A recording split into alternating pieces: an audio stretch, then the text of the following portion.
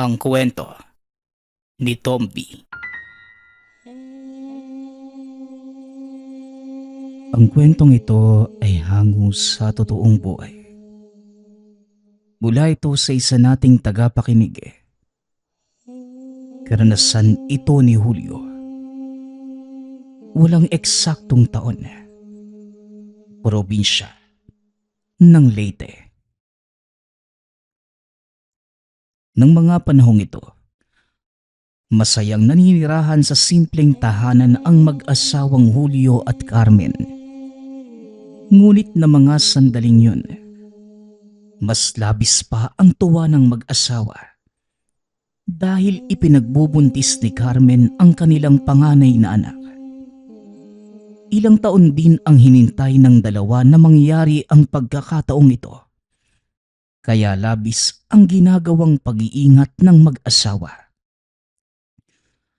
Hanggang sa isang hapon, nagpunta si Julio ng palengke para sana bumili lamang ng kanilang maiuulam. Sa hindi inaasahang pagkakataon, may nakaalitan itong hindi kilalang tao sa palengke. Sa mababaw lamang na dahilan, tawagin na lang natin ito sa pangalang Manoy. Aba! Aba! Ang yabang mo ha. Akala mo kung sino ka? Wika ng lalaki. Teka, wala naman akong ginagawang masama sa'yo ah. Kung meron kang problema, sabihin mo sa akin ng maayos. Tugon ni Julio. Huwag kang magmalinis. Tandaan mo ito. Hindi pa tayo tapos. Lumapit si Manoy sa kanya at bumulong. Papatayin kita at ang buong pamilya mo. Wika ni Manoy. Nanlaki ang mga mata ni Julio. Hindi ito nakagalaw. Hindi niya alam kung biro o seryoso ang banta ni Manoy. Ngunit sa paraan ng pagkakasabi nito, ramdam niya na merong halong panganib. Pagka-uwi ni Julio sa kanilang tahanan, hindi ito mapakali. Kagad naman siyang sinalubong ni Carmen. O mahal, may nangyari ba? Parang balisa yung itsura mo eh. Wika ng asawa. Wala to Carmen. Huwag mo na akong alalahanin. Tugon ni Julio. Ngunit sa kalooban niya, alam niyang hindi yon simpleng away lamang. Lalo na't nagbanta sa kanya si Manoy. Kinagabihan, tahimik na nakahiga si Julio at Carmen sa kanilang maliit na kubo sa tabing dagat.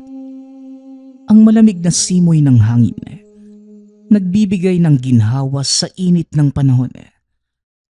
Si Carmen na malapit ng mga anak, mahigpit na nakayakap kay Julio. Mahal, sana lumabas na yung anak natin, oh. Gusto ko na siyang makita. Wika ni Carmen. Malapit na, mahal. Magiging masaya na tayo. Tugon ni Julio. Ngunit ang gabi pa lang yon ay magdadala na matinding bangungot sa kanya. Habang mahimbing silang natutulog, isang kaluskos ang gumising kay Julio. Napatingin ito sa bintana at sa kanyang pagkagulat, may mga anino itong naaninag sa labas na tila may mga taong nakapalibot sa kanilang tahanan. Hanggang sa biglang nasira ang pintuan ng kubo. Sa liwanag ng buwan, nakita nito ang pamilyar na muka. Si Manoy, kasama ang dalawa pang lalaki. Ngunit hindi ito ordinaryong tao. Ang kanilang mga mata ay sobrang pula. Ang mga ngipin ay mahaba at nagtutulisan. Mga aswang. Ang sabi ko naman sa'yo, Hindi pa tayo tapos. Wika ni Manoy.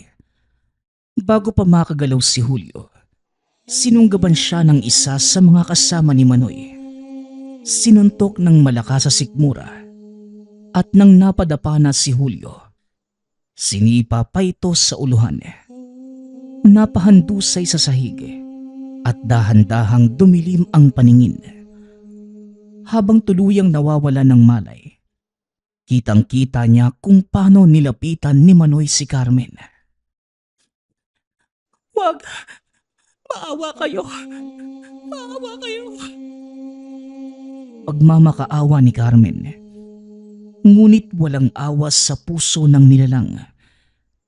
Nakita ni Julio ang pagpatak ng luha sa mata ng asawa habang unti-unting lumalapit ang mga aswang sa kanya.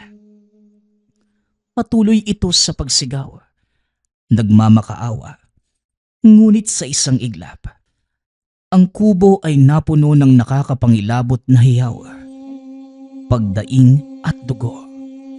Mga anino ng matutulis na kuko, punit na balat, at ang huling imaheng nakita ni Julio bago ito tuluyang nawala ng ulirat.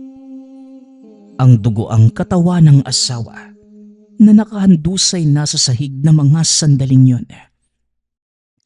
Ang susunod na naramdaman niya ay ang malamig na hampas ng tubig. Dahan-dahan itong inanod ng alon papalayo sa dalampasigan. Nang idilat ang mga mata, isang bagay lamang ang nasa isipan: ang mga nangyari sa kanila ng asawa. Malamig at mabigat ang katawan ni Julio. Tila nilalamo ng dagat at tinapon pabalik sa mundo. Dahan-dahan, iminulat ni Julio ang mga mata, hanggang sa ang unang nakita ay ang maitim na kisame ng isang kubo. Naaamoy niya ang usok ng insenso at tuyong dahon. Sa tabi niya, may nakasinding gasera, nagbibigay ng bahagyang liwanag sa loob ng madilim na silid. Nasaan ako? Wika ni Julio, hanggang sa isang matandang lalaki ang lumapit sa kanya. Payat, medyo kuba na ang likod. May mahaba at puting buhok. May mga kulukulubot ang balat na tila marka ng bigat sa haba ng panahon. May hawak din itong baston. Habang sa isang kamay, may hawak naman itong mangkok na may mabangong likido. "Huwag ka munang gumalaw, iho. Mahina ka pa." Wika ng matanda. Sinubukan ni Julio na bumangon, ngunit sobrang sakit ng buong katawan. Para itong binugbog at giniling ng paulit-ulit. "Sino ka?" tanong ni Julio. "Ako nga pala si Ricardo. Tawagin mo na lang akong Tatang Ricardo. Isa kong albularyo at nakita kitang inaanod sa dalampasiga. Halos wala ka nagbuhay na mga sandaling yon." Tugon ni Tatang Ricardo. Napatingin si Julio sa buong katawan. Balot ito ng mga dahon at puting tela. May mga nakaukit na kakaibang simbolo sa balat niya gamit ang pulang tinta. Manong, si Carmen ho." Ngunit nahinto ito sa pagsasalita nang magkatitigan sila ng mata sa mata ng matanda. Nagulat ang binata dahil bulag pala ito, kaya nagtataka kung paano siyang nakita sa dalampasigan. Magtatanong pa sana muli, ngunit biglang bumalik sa kanya ang lahat. Ang sigaw ng asawa, ang nakakapangilabot na tunog ng punit na laman, at ang halakhak na mga nilalang. Nanlaki ang mga mata ni Julio. Napakuyom siya ng kamao. "Pinatay nila siya. Pinatay nila ang asawa ko." Wika ni Julio. Sinubukan muli nitong tumayo. Ngunit dali-dali siyang pinigilan ni Tatang Ricardo. Huwag kang padalos-dalos, bata. At kung gusto mong mabuhay, kailangan mong pakalmahin ang iyong sarili. Wika ni Tatang Ricardo. Mabigat ang bawat paghinga ni Julio na mga sandaling yun. Nanginginig ang katawan, hindi sa sakit kundi sa matinding galit. Hindi ho ako pwedeng tumigil. Kailangan kong ipaghiganti ang asawa ko. Wika ni Julio. Huminga ng malalim si Tatang Ricardo. Saka naupo sa tabi ni Julio. Alam kong mabigat ang iyong pinagdaraanan. Pero kung haharapin mo ang mga halimaw na yon sa ganitong kalagayan, isa ka lamang patay na tao sa kanilang paningin. Wika ni Tatang Ricardo. Napatitig sa malayo ang matanda. Tila may kung anong iniisip. Kung gusto mo talagang lumaban, sige, tuturuan kita. Wika ni Tatang Ricardo. Kaya napatingin si Julio sa matanda. Teka, ano ho bang ibig niyong sabihin?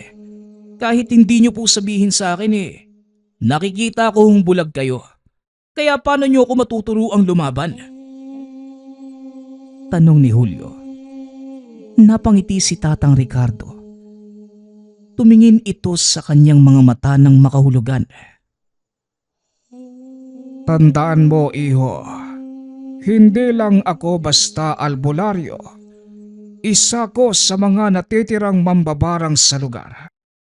Ngunit ako, inilaan ang buhay sa pagtulong sa tao. Bukod sa panggagamot, isa din sa aking misyon ang patayin ang lahat ng mapaminsalang aswang. Kahit bulag man ako sa iyong paningin, nakikita at nararamdaman ko pa rin ang nangyayari sa paligid. Salaysay ni Tatang Ricardo. Nagliyab ang pag-asa sa dibdib ni Julio.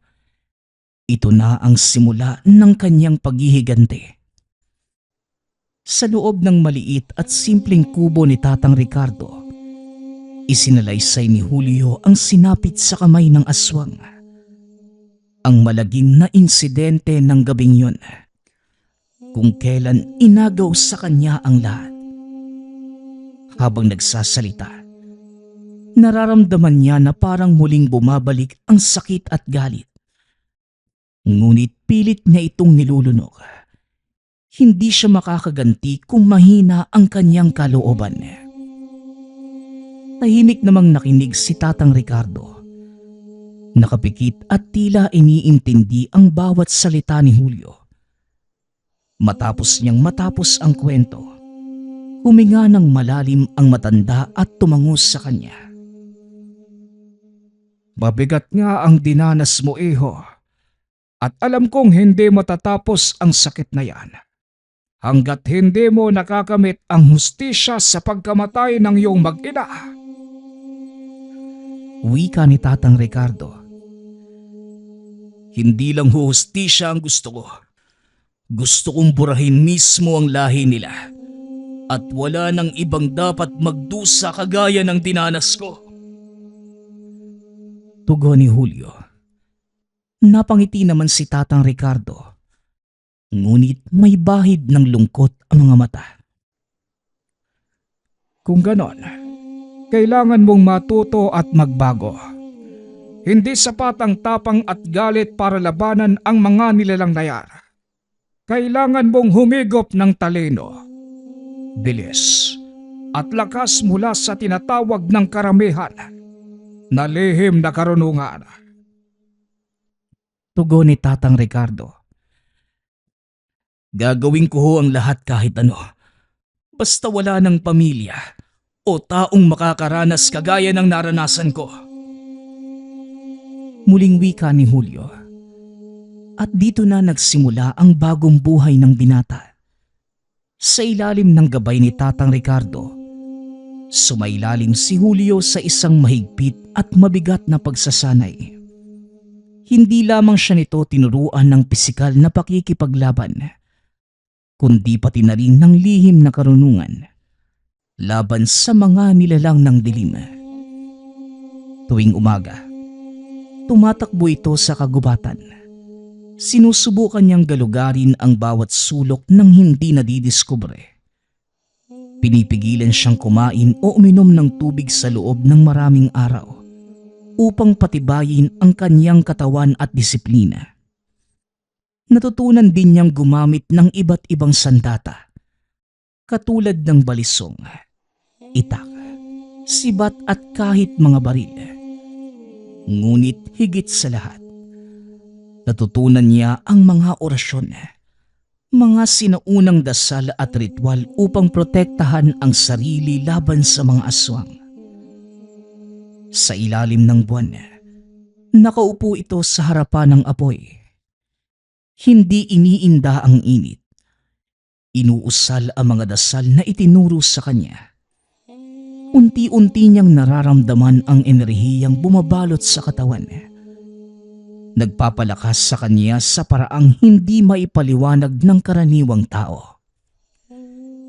Minsan sa isang malalim na gabi, natanong niya si Tatang Ricardo habang nagsasanay sila sa harapan ng isang puno. "Tatang, ano ho ba talaga yung mga aswang? At bakit pa sila nabuhay sa mundong ito?" Tanong ni Julio. Hindi mo na kailangang malaman ng sagot diyan. At ang tanging mahalaga ay kung paano mo sila pupuksain. Tugon ni Tatang Ricardo. Napangiti na lamang si Julio. At sa paglipas ng maraming taon, naging dalubhasa siya sa pakikipaglaban at sa lihim na karunungan. Wala na ang dating si Julio na mahina at walang laban. Para sa kanya, isang bagong mandirigma ang isinilang. At ngayon, oras na para bumalik. Oras na para maghigante. Matapos ang mahabang panahong pagsasanay, sa wakas, dumating din ang araw na matagal nang hinihintay ni Julio.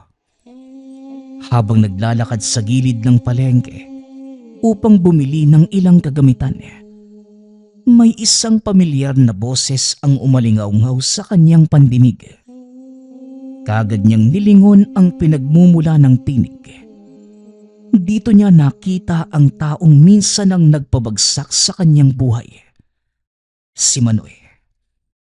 Nakatayo ito sa isang tindahan, nakikipag-usap sa isang lalaki. Bagamat nagbago na ang anyo ni Julio ng mga oras na yon, mas matikas, mas malakas at mas matapang. Hindi naman nagbago ang mukha ni Manoy. Ang tusong ngiti, ang matatalim na mga mata, isang halimaw na nagtatago sa katawan ng tao. Nanlalamig ang katawan sa galit, ngunit pilit niyang pinigilan ang sarili. Hindi niya ito maaaring atakihin ng walang plano. Sinundan niya si Manoy nang hindi nito namamalayan. Lumusot sa makikitid na eskinita, lumakad sa ilalim ng dilim, hanggang sa nakita niya ang tinutuluyan nito. Isang lumang bahay sa liblib na bahagi ng baryo. Hanggang sa dumaan pa ang ilang oras, mula sa malayo, pinagmasdan niya ang paligid ng bahay. May ilang nakabantay. Mga tauhan ni Manoy na malamang ay katulad din niyang aswang. Mabilis siyang bumalik kay Tatang Ricardo at sinabi ang mga natuklasan. "Alam ko na kung nasan siya nakatira. Oras na para tapusin to." Wika ni Julio. Tumango lamang si Tatang Ricardo. Ni hindi ito nagulat. Tila matagal nang hinihintay ang sandaling yun. Alam kong darating din ang araw na ito.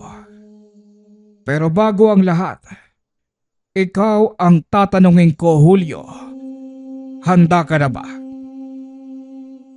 Tanong ni Tatang Ricardo. Matagal na ho akong handa. Tugon ni Julio nang walang pag-aalinlangan.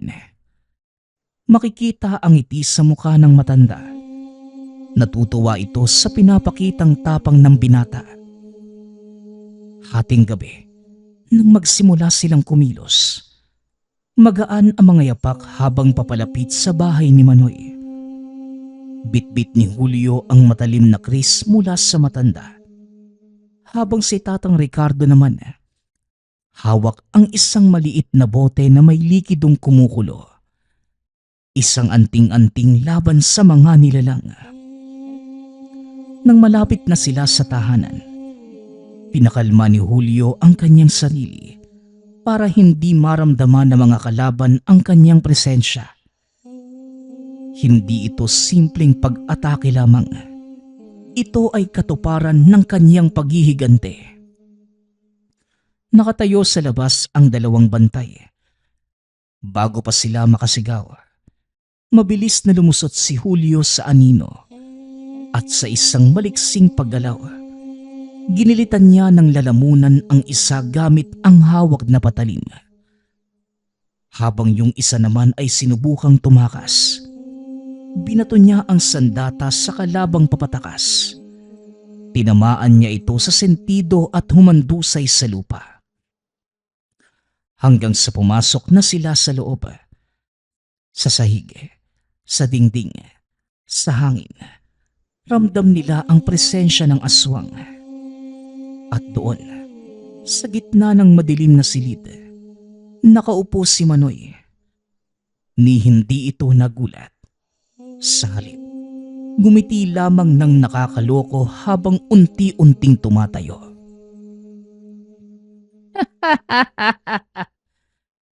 Aba, bumalik ka na pala, Julio. Akala ko matagal ka ng patay. Wika ni Manoy. Napakuyom ng kamao si Julio. Hindi mo na kailangang malaman kung paano ko nabuhay. Ang mahalaga lang sa oras na ito, ako naman ang papatay sa'yo. Sigaw ni Julio. Biglang nagbago ng anyo si Manoy. Dahan-dahan itong lumaki. Bumaba ang mga kuko. Lumabas ang matatalas na pangil. Ang itim na mata nito ay naglaho at napalitan ng pulang liwanag. Di subukan mo. Sumugod si Julio. Mabilis at walang takot. Nagtagisan sila ng lakas. Ng kamao laban sa kuko. Matalim na kris laban sa matigas na balat ng nilalang. Sinubukan pa itong dakmain ni Manoy. Ngunit maagap si Julio. Iniwasan ang bawat pag-atake at mabilis na bumanat ng saksak sa tagiliran ng halimaw. Napadaing si Manoy. Ngunit hindi ito kagad bumagsak. Hindi mo ko matatalo nang ganyan-ganyan lang. Sigaw ni Manoy. Ngunit nagkamali siya. Mabilis na inilabas ni Tatang Ricardo ang bote na may orasyon at binuhos ito kay Manoy. Napasigaw ang nilalang. Umalingaw-ngaw sa buong bahay ang nakakapangilabot na hiyaw nito. Samantala, hindi pinalampas ni Julio ang pagkakataon. Sa isang malakas at huling pag-atake, itinarak niya ang sandata sa dibdib ni Manoy.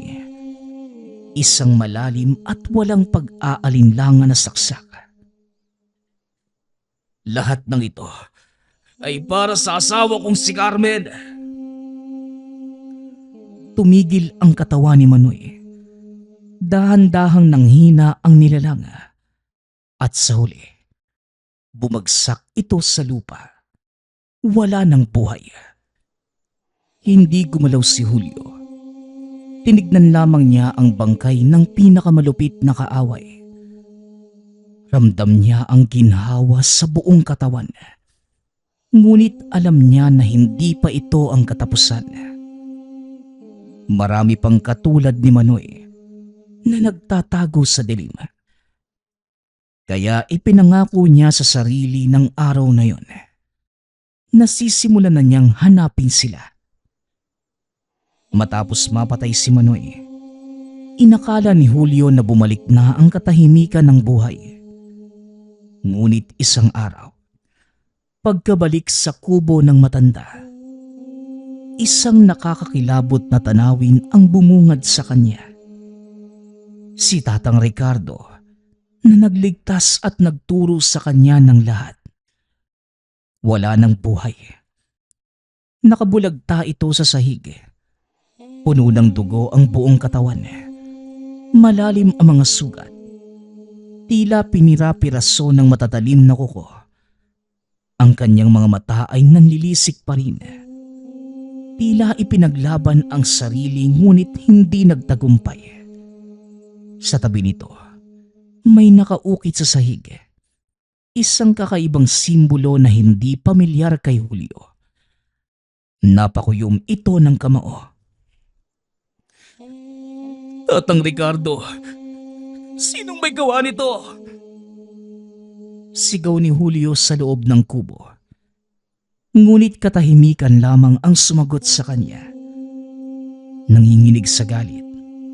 Umakbang ito palabas ng kubo. Hindi niya hahayaang manatili ang nilalang na gumawa nito sa kanyang maestro. Mula ng gabing yun, sinimula ni Julio ang kanyang paghahanap. Sa mga sumunod na linggo, isa-isa nang naglaho ang mga aswang sa lugar. Sa bawat anino, sa bawat sulok ng madilim na kagubatan, nagmamasid lamang si Julio. Nag-aabang. Handang umatake sa sandaling matunton ang halimaw na pumatay kay Tatang Ricardo. Sa unang pagkakataon, nakatagpo nito ang isang itim na engkanto, isang uri ng elemento na nagpapakita bilang mga anino o itim na nilalang. May katangkaran din ito, may pulang mga mata, mabilis kumilos sa gitna ng kadiliman. Ngunit sa halip na umatras, sinugod ito ni Julio. Hawak ang kanyang kris na isinausaw sa langis ng niyog at dasal. Inatake niya ito ng sunod-sunod.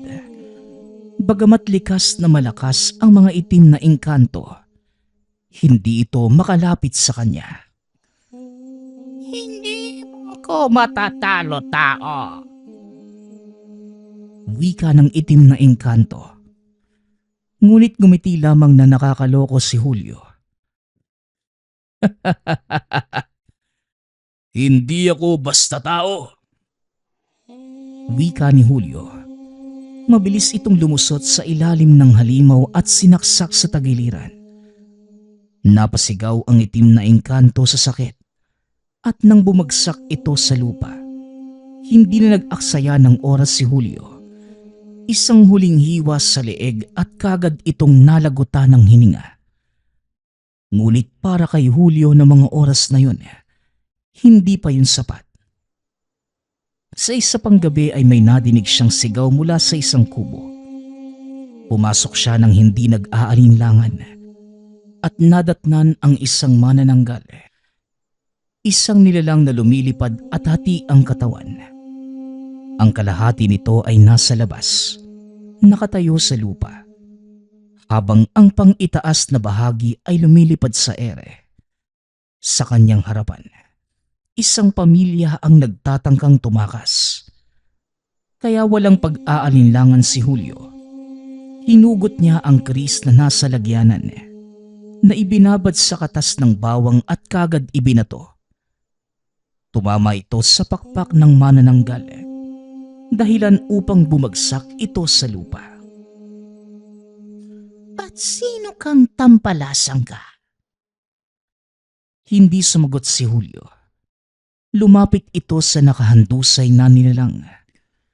Kinuha ang ibinatong kris. Pinagtataga ang nilalang. Sa isang iglap ay naputol ang ulo nito. Nagtakbuhan ang mga tao palabas ng mga tahanan. Pinagmamasdan si Julio. Ngunit sa halip na matakot sa kanya, nakita niya sa kanilang mga mata ang pag-asa.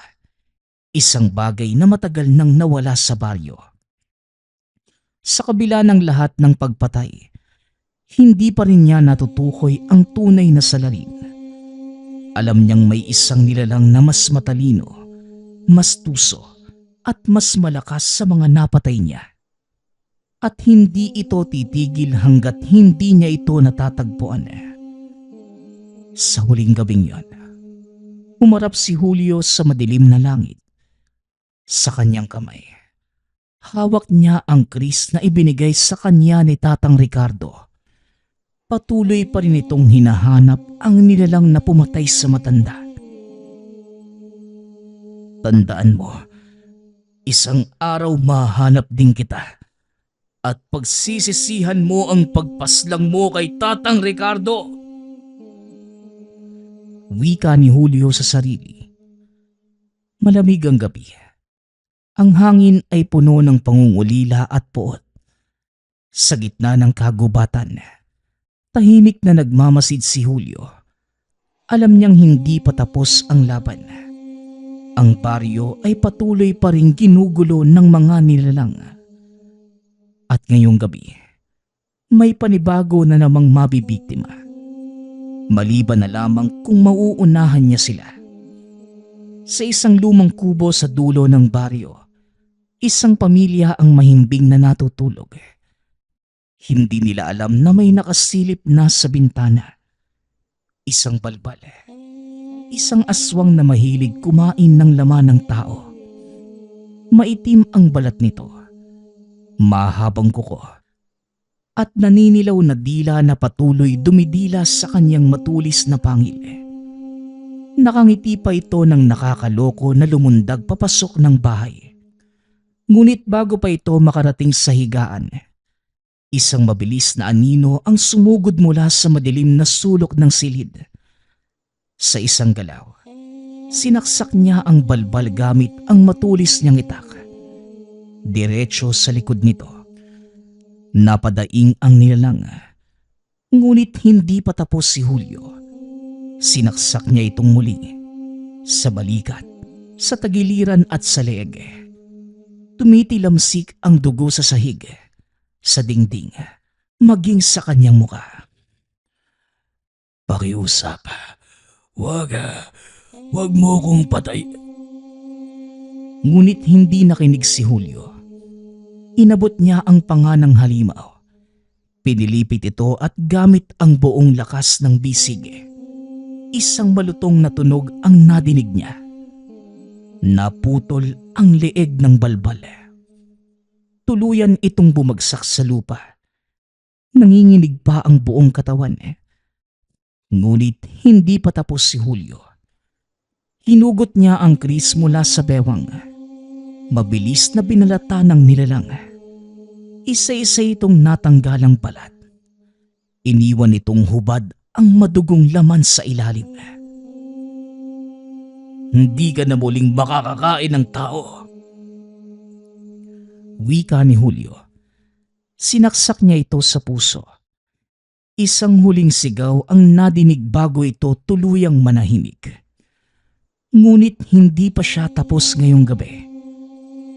Nang gabi ding yun, naglakad si Julio sa baryo. Patuloy na hinahanap ang mga kasabwat ng balbal. Alam niyang hindi ito nag-iisa. Hindi naman nagkamali ang binata.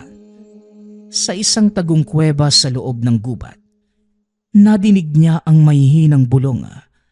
Mga boses na tila nag-uusap tungkol sa kanilang susunod na biktima. Dahan-dahan itong lumapit. Mula sa anino, natanaw niya ang tatlong aswang.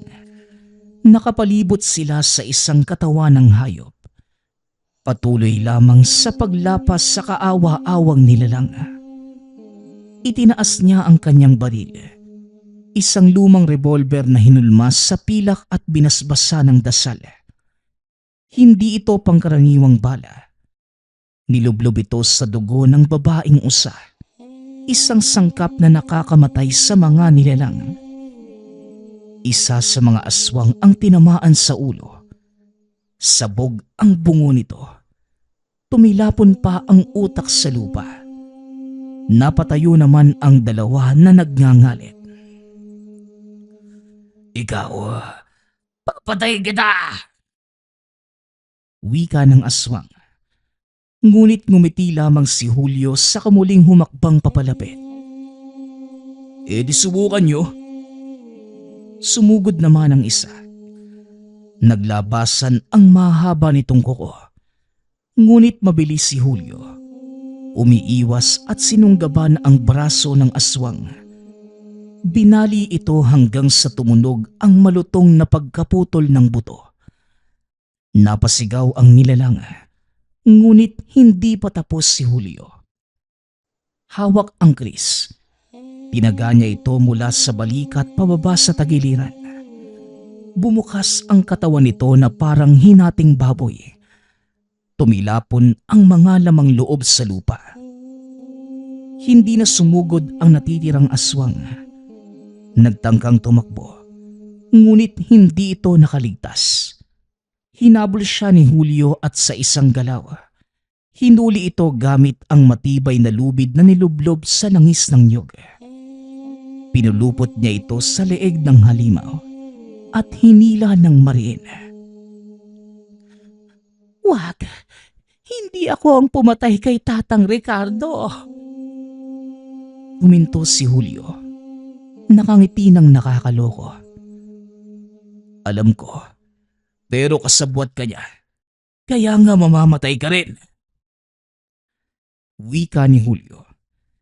Sa isang huling hatak, bumaon ang lubid sa leeg ng aswang hanggang sa tuluyang maputol. Tumilapon ang ulo sa lupa habang tumatalsik ang mga dugo. Napatayo si Julio. Nilinis ang dugo sa kanyang muka at huminga ng malalim. Alam niyang hindi pa tapos ang lahat. Ngunit isang bagay lamang ang sigurado.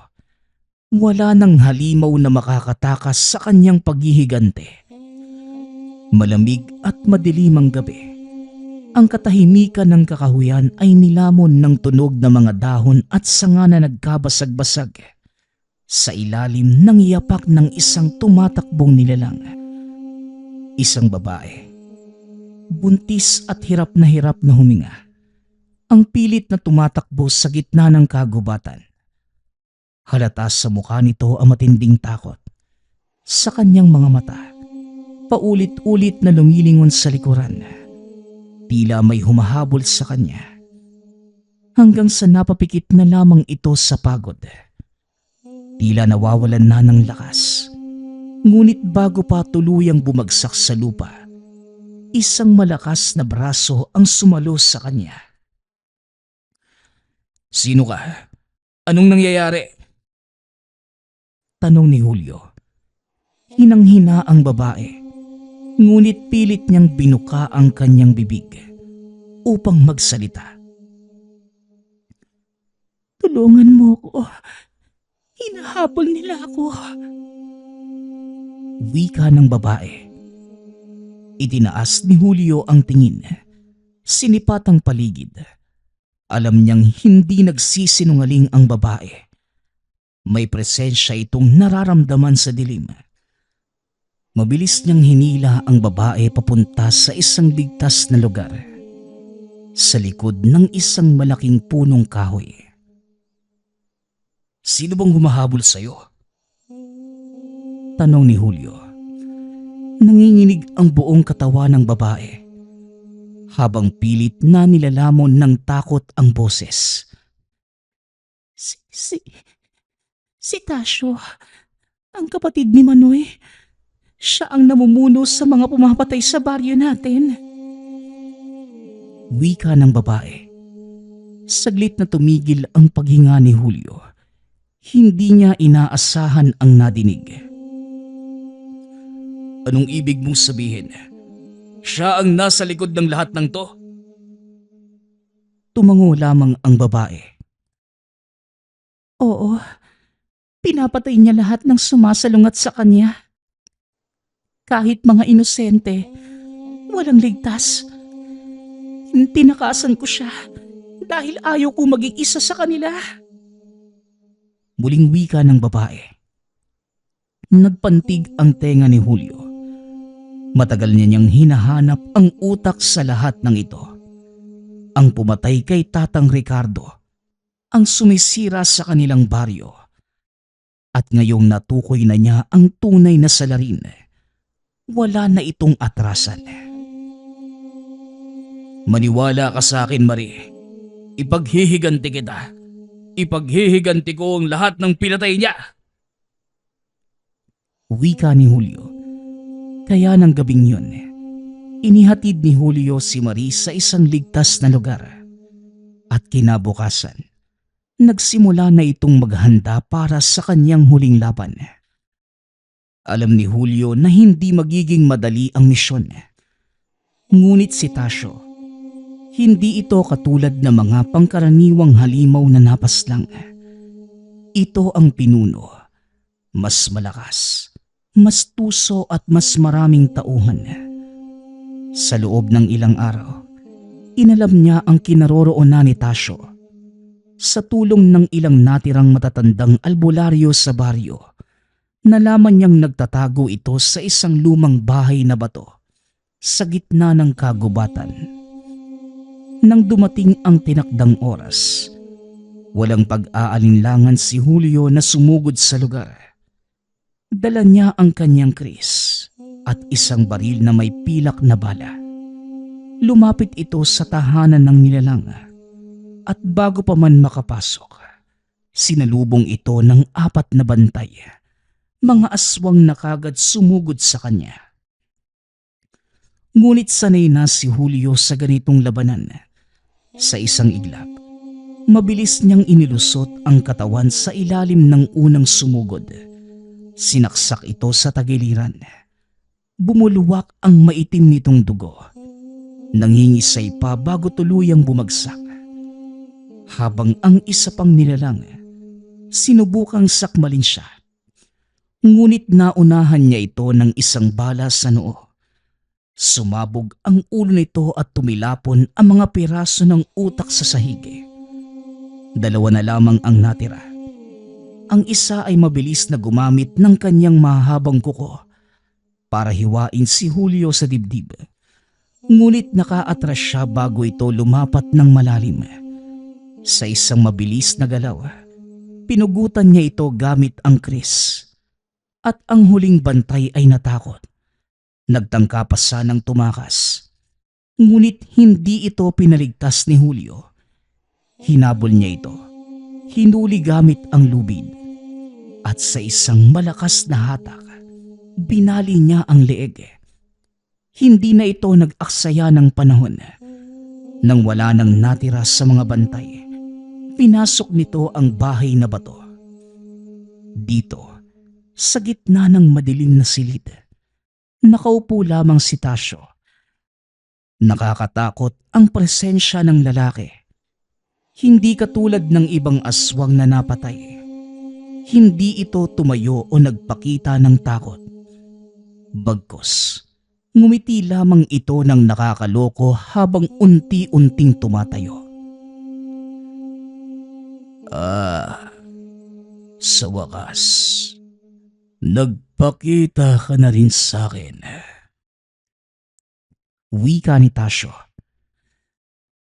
Matagal na kitang hinahanap. At ngayong nakita mo na ako, anong balak mo? Papatayin mo rin ba ako katulad ng ginawa mo sa kapatid ko? Wika ni Tasio, kasabay ng pagtawa ng malakas. Tignan mo ang sarili mo, Julio. Ikaw na ang tunay na halimaw ngayon. Hindi ba't pareho na lang tayo?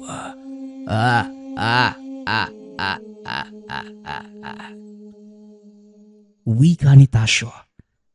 Nanlabo ang paningin ni Julio sa galit. Hindi ko hahayaang makapatay ka pa ng iba. Wika ni Julio. Biglang nagbago ang anyo ni Tasyo. Lumaki ito. Lumabas ang matutulis nitong pangil at mahabang kuko.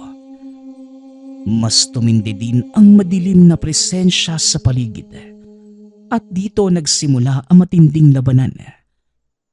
Mas mabilis si Tasyo kesa kay Manoy. Ngunit mas mabilis si Julio. Iniiwasan niya ang bawat pag-atake habang naghahanap ng tamang tiyempo. Ngunit sa isang iglap, isang malakas na suntok mula kay Tasyo ang tumama sa kanya. Dahilan upang tumilapon ito sa dingding. Nangangatog ang katawan, ngunit hindi ito sumuko. Sa huling pagkakataon, itinapon niya ang natitirang lakas at sinugod si Tasyo. Mabilis niyang nataga ito sa balikat, pababa sa dibdib. Sumirit ang dugo ngunit hindi pa tapos si Julio. Sa isang malakas na sigaw, itinarak niya ang kanyang kris sa mismong puso ng nilalang. Hindi ito maaari. Napasigaw si Tasyo habang unti-unting lumalakas ang apoy na bumabalot sa kanyang katawan. Nilamon ito ng sariling kasamaan hanggang sa tuluyang natupok at nawala sa hangin. Huminto si Julio. Hingal na hingal. Nanginginig pa ang mga kamay habang nakatitig sa abo ng pinakamalupit na kalaban. Matapos ang mahabang panahon, sa wakas, natapos din ang kanyang paghihigante. Ngunit sa kanyang puso, alam niyang hindi pa tapos ang kanyang misyon. At habang nabubuhay ito, hindi niya hahayaang magtagumpay ang kasamaan.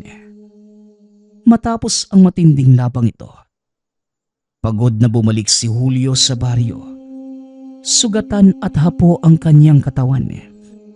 Ngunit sa unang pagkakataon sa mahabang panahon, magaan ang kanyang pakiramdam. Wala na si Tasyo. Wala na ang mga nilalang na nagdala ng lagim sa kanyang buhay. Tahimik na rin ang baryo. Wala nang takot sa gabi. Sa kanyang pagbabalik, isang magandang balita ang sumalubong sa kanya. Si Marie, ang babaeng kanyang tinulungan, nakapanganak na. Mabilis itong nagpunta sa maliit na kubo kung saan pansamantalang naninirahan. At doon, nakita niya si Marie. Nakahiga sa banig. Yakap-yakap ang kanyang sanggol. Pagod ngunit masaya ang muka. Julio, bumalik ka. Wika ni Marie. Sabay yakap kay Julio. Tahimik namang tinitigan ni Julio ang bata. Dito lamang muling bumalik ang pakiramdam ng kapayapaan sa kanyang puso. Nang mga sumunod na araw, tinulungan niya si Marie sa pag-aalaga ng anak. Unti-unti nilang binuo ang buhay na sinira ng mga nilalang. Muling nagkaroon ng kulay ang kanilang paligid. Muling nakabangon ang baryo. At habang lumilipas ang panahon, lalong lumalim ang kanilang samahan. Hanggang sa isang araw, hindi na lang basta paninindigan ang dahilan ng pananatili ni Julio kay Marie, kundi pag-ibig. Sa dulo ng laban, sa dulo ng lahat ng paghihigante, natagpuan ni Julio ang isang bagay na matagal na niyang nawalay sa kanyang buhay. Ang pagmamahal at pamilya. Ngunit alam ni Julio na hindi pa ito ang wakas. Ngunit bago lamang simula sa yugto ng kanyang buhay. Nagpapasalamat nga pala ako sa lahat ng sumusuporta sa ating channel. Nawa ay patuloy niyong suportahan at pakinggan ang ating mga kwento. Hanggang sa muling pakikinig. Paalam.